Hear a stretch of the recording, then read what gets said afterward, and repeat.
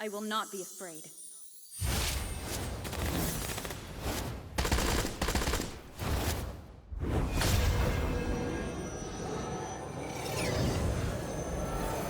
I will surely restore hope.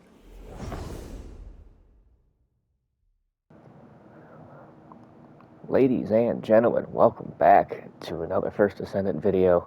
Today, we're going to be going over Serena, the latest and greatest Descendant to come into the game.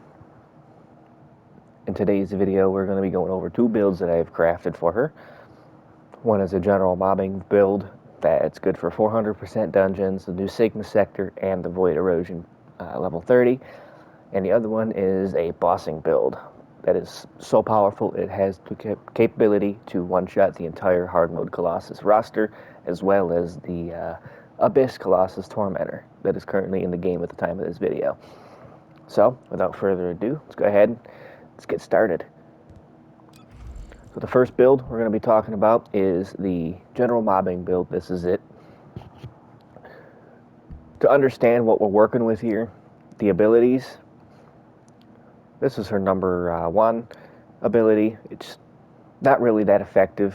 It can do some damage. Not really the greatest thing in the world. The one nice thing it does have about it is it does produce a little bit of healing for your teammates. So if you shoot it at a teammate, it will heal them a little bit. The number two, this is what allows her to fly. So if you jump up and activate her two, she can fly around.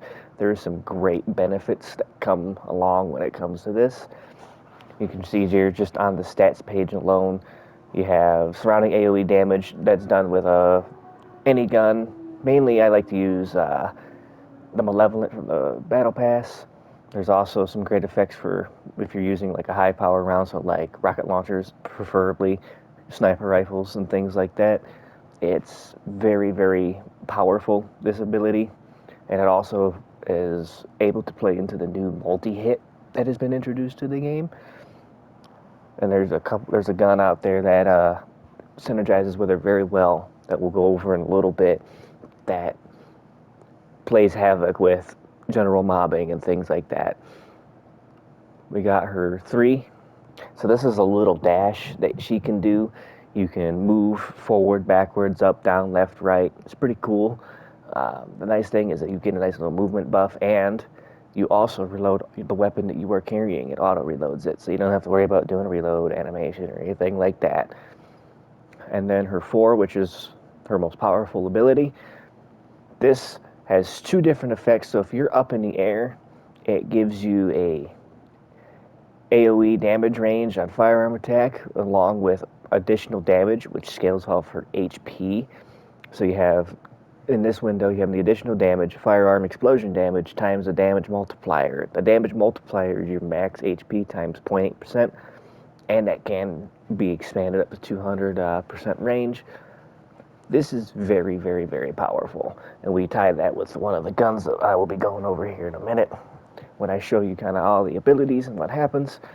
The other thing that happens with this force, so if you activate it when you're on the ground, it basically removes all the debuffs and gives you some damage reduction, which is beneficial if you're having a little bit of struggle with survivability and you need just to eat a little bit of defense and damage reduction just so you can get to some HP so you can heal up or what have you. So, right here, we are running her Transcendent Module Him. This allows the movement speed to be increased between all the players that are in the area, so you use it, dash, you get a movement buff, your other friends get a movement buff, and it lasts, I'd say, about 10-15 seconds. It's a good enough time. Over here, we are, as I said, we got a spec into HP. HP is very, very valuable on this character. So we are running overwhelming HP, then we're get rid of the shield. We're running HP mods here and here. Try to maximize as much HP as possible. We're also running some cooldown mods, because the idea with this is you will have 100% uptime on your 4. So running a couple skill cooldown mods. So you got MP conversion, nimble fingers. We got increased shield, which plays into the overwhelming HP, gives you more health. We got some range extensions here and skill duration extensions, and then we have for MP recovery, just to kind of make it a little easy life a little easier. We're also running multi-talented for this, just so we can get that, make sure we have 100% uptime here, plus a little bit of extra range and damage and things like that. Going over to the bossing setting right here. So again, we're playing into HP. HP is king here. So we're running a couple different other things, like we still have increased shield, stim accelerant, HP here. We're running overwhelming HP, obviously. But we're also running a couple things for some cooldowns. So skill cost. Skill cost is kind of huge here. We're also running some more shield. Not as much as on the excuse me, on the mobbing build. But we're playing into that skill cost as well as bringing up shield, and not really so much the effect range, but just trying to maximize our gains in skill cost and in shield, which will then be transferred over to health with overwhelming HP. Because this is basically a gun platform setup, we are running shot focus. Shot focus gives you a flat firearm attack bonus, as well as whatever you have on your weapons, whatever weapon of choice you have. I'm running accelerated drive shaft here for someone, if you don't have the weapons that can one-shot the bosses. Any high fire rate gun like a Python or Last Dagger, really anything with a really, really high fire rate that can just insta-kill bosses really, really fast, this accelerated drive shaft mod helps with that because it gives you that bonus fire rate. So going over to the guns here, so this is the Ancient Knight. This is one of the guns that I was talking about with the mobbing. This gun plays well into the multi-hit, so with the multi-hit you get a little bit of extra bonus damage. We'll take a quick look at the mods here. I'm not done building this gun. This is just kind of basically set up. I'm going to be really trying to get some things into here, recatalyze everything, and try to make the most out of this weapon. But the main bread and butter is the Season Pass gun. That's the Malevolent. Now this thing is overpowered on her. I did not expect it to be this good. Essentially, what the perk does, if we open it up here, what the perk does is it creates a bladed cog. Now this thing bounces around between enemies and does damage, and it does actually do a little bit of extra damage compared to the gun's base damage. Now when you hit weak points, it creates more. As you increase the level in the gun, so you go from 0-4 to 4-4, you get more of these cogs, and these things spread around. And this, compared to this tied with the 4 ability, can cause a lot of problems. This thing will bounce around, and what happens is the cogs will hit somebody, trigger the AoE effect that she has, go to the next thing, and trigger the AoE effect there. And it's just a snowball effect that just causes all the enemies to fall over really, really quick. I'm actually in the lab right now, so we got some friends here. Make sure I'm on that mobbing build here. So the idea is you'll have this gun out now. If we look, you can see that it sends all those cogs out and does a whole bunch of damage. Now, what we do is we jump, we would normally jump up and then start doing the damage. I don't know why the button didn't work there when I clicked the jump button, but you can see how fast our cooldown on our 4 is. Now watch this. Every time that hits, it triggers her AoE and does some insane damage. And another thing to note, when I said we have 100% uptime on this 4, so if I activate this, you can see the little glowing aura around her. Now watch, you can see right where the 4 cooldown is. It's about to be ready. Now it's ready, and notice we still have that buff. So that's why I said we can chain this thing and pretty much have 100% uptime on that 4 ability. This, when you pair that with being up in the air, you can do ludicrous damage. And that plays into the multi-hit. That's what you have to do with this gun, is you have to stay in the air. The nice thing is with him, with this 3 ability, you can stay in the air.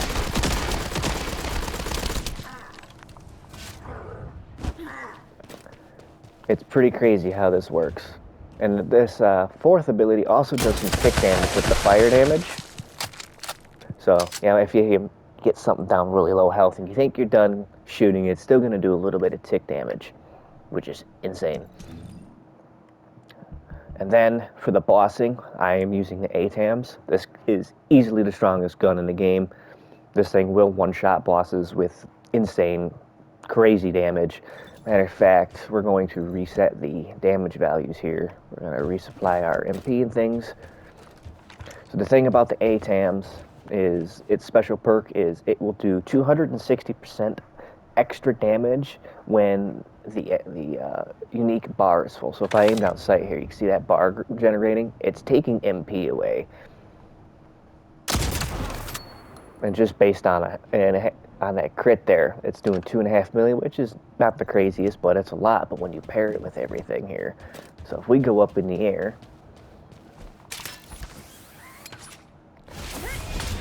hit the 4, stay in the air, wait for it to be full, 423 million. That's insane damage. And this can one-shot pretty much everything in the game. All the bosses, all the colossi. It's insane. If you don't have this gun, I strongly recommend farming out Sigma Sector to get it. It's that level of good. Moving over here to the reactor and the components. Now, Serena is one of the few Descendants that can get away without really needing a specific reactor for her, because all of the things you're speccing into is based on her HP. She doesn't really get any benefits from skill power or skill power modifier or anything like that. With her, it's all in the HP. You can see I had 35,000 HP, so I'm getting a huge damage bonus because of this.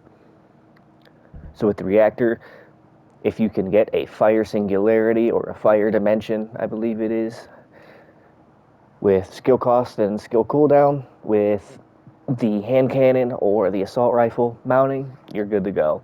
I'm running just this toxic one just because it does have good skill cooldown and cost. Like I said, she doesn't really benefit from the skill power. And then obviously for bossing, I'm using a skill cooldown and Colossus damage. The skill cooldown is nice for if you happen to miss the one shot, you unfortunately don't get it, or you don't have the ATAMs, you're using like a Python or something like that, you can get that 4th ability back just a little bit faster. For her external components, she does have a set that's pretty much set for her. It's called the Ascending Armory. I'm only running 2 of them because HP is very important with her, and the bottom 2, the memory and the processor, don't have the best HP. They only give out 484 per piece, so I'm actually foregoing the 4-set bonus, which you don't really need. But you gotta have at least the 2. At least these top 2, at least with gold match HP, because it can double roll like that. I'm looking for a HP recovery and max MP that's both gold. But unfortunately, I do not have that right now. I have something that's relatively close, and it's okay.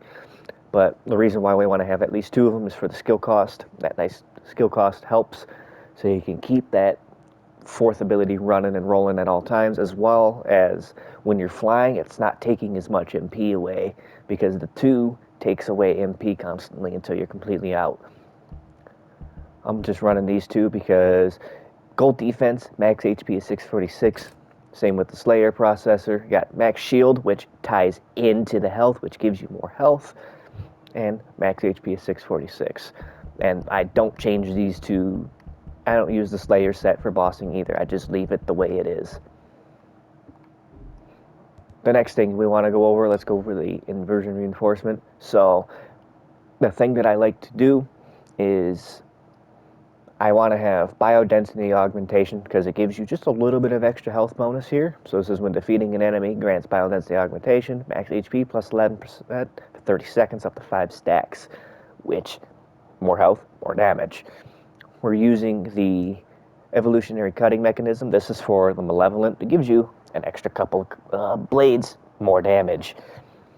And then for the attribute, I am using chill focus rounds. This is for the level 30 void erosion, because that one has very weak to chill, so I have some chill mods on that gun, as well as chill focus rounds to get the maximum amount of stuff on that. Now, if I am bossing, I will flip-flop these depending on what the Colossus is weak to. So if he's weak to fire, we'll switch to fire focus, toxic focus, electric focus, and I'll use that with the ATAMs. And then the last thing we're going to go over here is the arcade tuning. This just came out with this Season 2, Episode 2, which really kind of expands what you can do with not just her, with Serena, but with all Descendants. So the way we have this spec is into HP, obviously. Again, more HP means more damage with her. A couple HP modifiers. We got some toxin resistance here, but we did get over. We had to grab this max HP, this gold HP here. We also picked up a couple shield nodes because we can turn that shield into HP. We also went and picked up a bunch of weak point and firearm attack damage, as well as 2 nodes for Colossus. And we went all the way up here to get this gold firearm attack. I use this for both the mobbing and the bossing. There's really no reason to really change it too much. You could probably forego a couple things. Like you can run probably this way, pick up a little bit more shield, and you can get weak point damage and things like that around here, reload time, and get more firearm attack instead of going the Colossus route. But it does help. The damage numbers aren't really that much of a difference when you have these two in general mobbing. So you're doing so much damage, it doesn't really make a difference. So yeah, that is my 2 builds for Serena. Right now, in my opinion, she is the best Descendant in the game. She's very good at mobbing. She can clear rooms extremely fast. Very reliable damage. Her bossing right now is unparalleled. Paired with the ATAMs, she just erases everything in her path. She's able to solo void erosion 30. Really easy to build, really easy to once you get to know her abilities and understand how she plays, she's really easy to play. And I've been maining her for pretty much since she dropped. I'm looking forward to doing more stuff with the Ancient Knight and just trying out other different things and creating a couple of different unique builds for her. But yeah, this is it with her. So let me know down in the comments what you want to see next. What would you change on the build? What would you add? What would you subtract? We're going to be seeing more First Descendant stuff here very soon. Got a couple more builds I am working on with like Freyna, Glay, just to kind of see what we can do. Make sure you like and subscribe. Thank you guys so much for watching. Peace out.